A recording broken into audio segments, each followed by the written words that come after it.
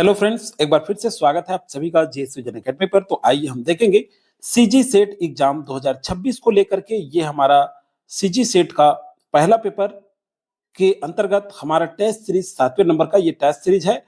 इसके अंतर्गत हम देखेंगे इकाई 7 और इकाई 7 में है आंकड़ों की व्याख्या। आंकड़ों की व्याख्या के अंतर्गत आंकड़ों का स्रोत, प्राप्ति और वर्गीकरण से टॉप 40 जो क्वेश्चन है ये टेस्ट सीरीज के रूप में हम देखेंगे, जो वर्तमान पैटर्न पर आधारित है। आपका जो व्यापम जिस तरह से क्वेश्चन पूछता है उसी आधार पे हम ये क्वेश्चन तैयार किए हैं। ये एस्पेक्ट है कि आप सभी के एग्जाम के लिए काफी लाभदायक होगा। तो आइए जल्द स्टार्ट करेंगे क्लास जो है। आइए स्टार्ट करते हैं पहला क्वेश्चन क्लास का। और चैनल में आप पहली बार जुड़े हैं, अभी तक आपने सब्सक्राइब नहीं किया है, सीजी सेट एग्जाम की तैयारी कर रहे हैं, तो आप हमारे चैनल को सब्सक्राइब कर लें, बेल आइकन में ऑल प्रेस करके रखें ताकि जितना भी टेस्ट सीरीज जारी हो उसका नोटिफिकेशन आप तक पहुंचता रहे। और टेलीग्राम अगर ज्वाइन नहीं किया है तो डिस्क्रिप्शन में सबसे ऊपर टेलीग्राम का लिंक मैं दे दिया हूं, उसको जरूर ज्वाइन कर लें। तो आइए हम स्टार्ट करेंगे क्वेश्चन। और ये क्वेश्चन लेवल काफी अच्छा लगेगा, आप सभी देखें कि कितने क्वेश्चन आप बना पाते हैं। टॉप 40 क्वेश्चन है और ये है हमारा आंकड़ों का स्रोत, प्राप्ति और वर्गीकरण से। आइए पहला क्वेश्चन स्टार्ट करते हैं। देखिए, किसी शोधकर्ता द्वारा स्वयं अपने निर्धारित उद्देश्य के अनुरूप पहली बार संकलित किए गए आंकड़े कहलाते हैं। क्या आंकड़े कहलाते हैं? ये द्वितीयक, प्राथमिक, प्रकाशित या वर्गीकृत आंकड़े। तो सही आंसर होगा यहाँ पे ये प्राथमिक आंकड़े कहलाते हैं। ठीक है, कितने आंसर सही हो रहे हैं? ये हालांकि गोल गोल दिया है, इसको आप ए बी सी और डी मानेंगे सभी में, इसी तरह से माने, एक्चुअल में ABCD नहीं डाला गया है। चलिए अगला है सेकंड नंबर क्वेश्चन। निम्नलिखित में से कौन सा प्राथमिक आंकड़ों की प्रमुख विशेषता नहीं है? तो आइए, शोधकर्ता के विशिष्ट उद्देश्य से संबंधित होना, स्रोत से प्रत्यक्ष प्राप्त होना, या सदैव अधिक विश्वसनीय होना, या संग्रहण में अपेक्षाकृत अधिक समय एवं लागत लगना। ठीक है, तो सेकंड नंबर का सही आंसर जो होगा सदैव अधिक विश्वसनीय होना, सी ऑप्शन राइट होगा। थर्ड नंबर क्वेश्चन देखते हैं। यदि किसी शोधकर्ता ने जनसंख्या की प्रत्येक इकाई से सूचना प्राप्त की तो वह विधि क्या कहलाएगी? निदर्शन सर्वेक्षण, जनगणना विधि, कोटा निदर्शन, या फिर स्नोबॉल निदर्शन। तो सही आंसर क्या होगा यहाँ पे? ये होगा जनगणना विधि कहलाएगी। ठीक है, थर्ड का बी ऑप्शन सही होगा। अगला देखते हैं। जनगणना विधि की तुलना में निदर्शन विधि का सबसे महत्वपूर्ण लाभ है नमूना त्रुटि का पूर्ण अभाव, प्रत्येक इकाई का अनिवार्य चयन, कम समय एवं लागत में अध्ययन की संभावना, हमेशा अधिक प्रतिनिधित्व। फोर का जो ऑप्शन होगा वो सही है, सी, कम समय वाला जो ऑप्शन है ये राइट हो जाएगा। अगला क्वेश्चन है। निम्न में से कौन सा अप्रत्यक्ष प्राथमिक आंकड़ा संग्रह का उदाहरण है? ठीक है, 5 नंबर क्वेश्चन। प्रत्यक्ष व्यक्तिगत साक्षात्कार, सूचनादाताओं से पूछताछ, या फिर प्रकाशित रिपोर्ट का उपयोग, या फिर स्वयं प्रशासित प्रश्नावली। तो सही आंसर होगा यहाँ पे सूचनादाताओं से पूछताछ। 5 का बी आंसर सही होगा। अगला चलिए देखते हैं। जब किसी विषय पर प्रत्यक्ष रूप से संबंधित व्यक्तियों से जानकारी प्राप्त करना संभव ना हो तब निम्न में से कौन सी विधि अधिक उपयुक्त हो सकती है? 6 नंबर क्वेश्चन। अप्रत्यक्ष मौखिक जांच, जनगणना, वर्गीकरण और सारणीकरण। तो सही आंसर हो जाएगा यहाँ पे ए, अप्रत्यक्ष मौखिक जांच। अगला चलिए देखते हैं। एक शोधकर्ता ने 10,000 विद्यार्थियों की सूची में से प्रत्येक 100वें विद्यार्थी को चुना है।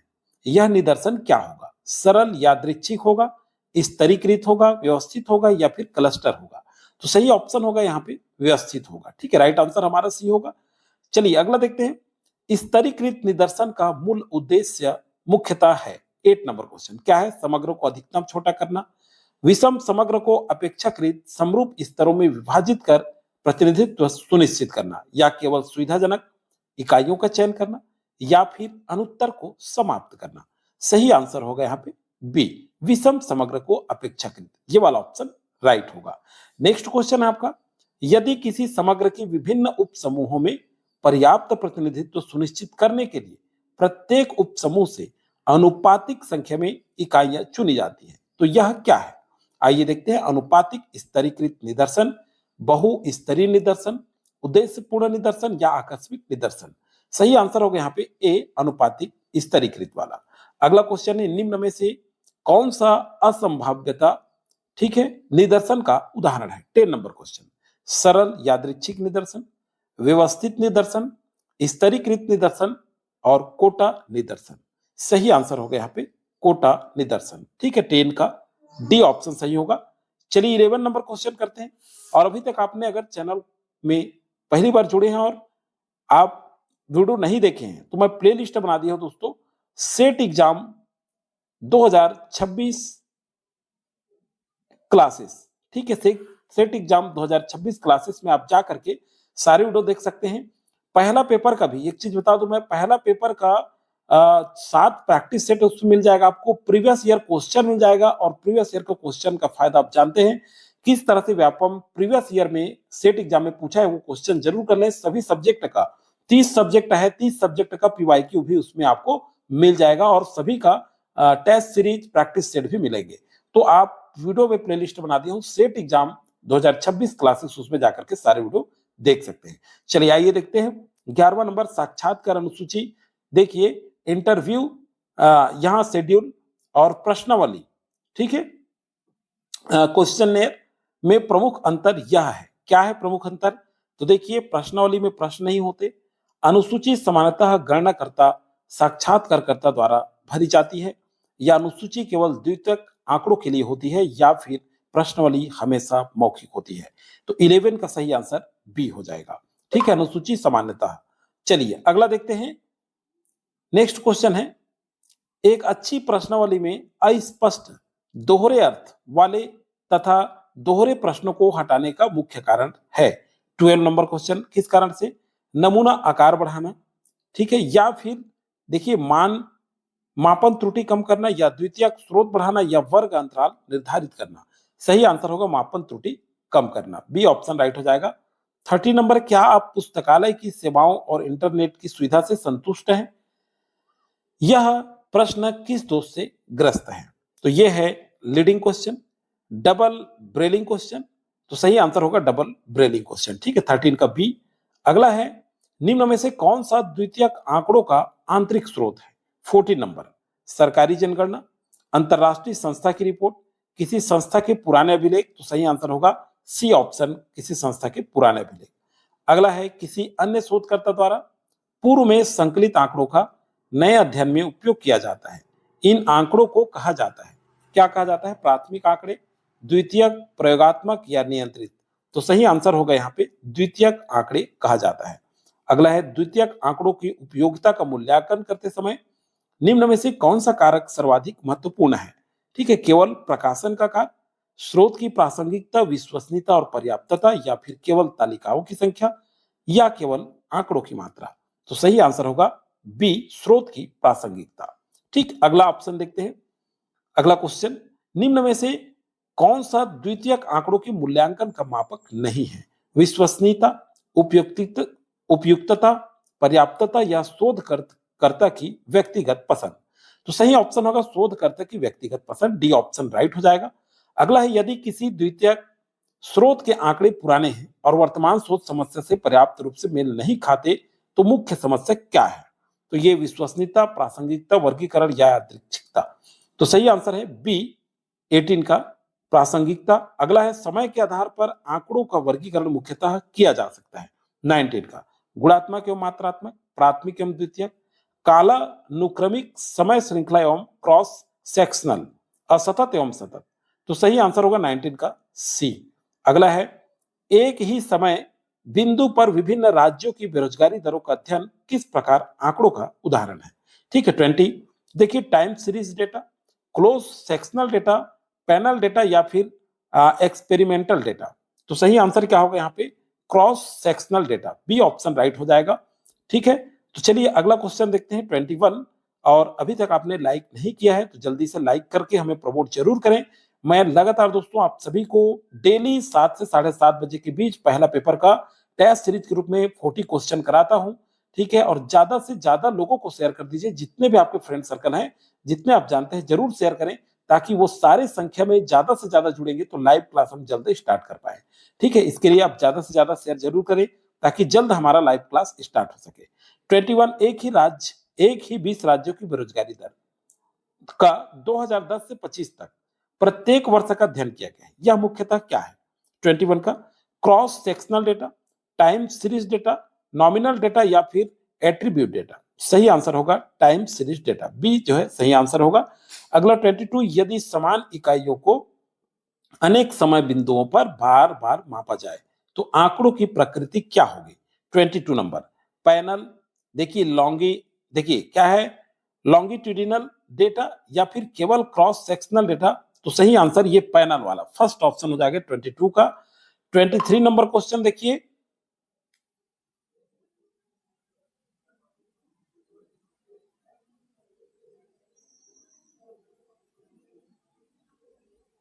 आइए देखते हैं 23 नंबर क्वेश्चन।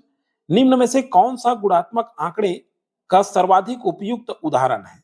ठीक है, आय 25,000, आयु 35 वर्ष, वैवाहिक स्थिति, तो सी ऑप्शन सही हो जाएगा वैवाहिक स्थिति वाला। अगला है शैक्षणिक योग्यता। देखिए क्या क्वेश्चन पूछा जा रहा है, प्राथमिक, माध्यमिक, स्नातक और स्नातकोत्तर किस मापन स्तर का उदाहरण है। 24 नंबर, देखिए यहाँ पे नॉमिनल, ऑर्डिनल, इंटरवल या फिर रेशियो। तो 24 का सही ऑप्शन हो जाएगा ऑर्डिनल, बी। ठीक, 25 नंबर क्वेश्चन, निम्न में से किस मापन स्तर पर श्रेणियों के क्रम तो होता है लेकिन श्रेणियों के बीच अंतर समान होना आवश्यक नहीं है। 25 का नॉमिनल, ऑर्डिनल, तो सही आंसर है ऑर्डिनल। ठीक, 25 का भी बी सही होगा।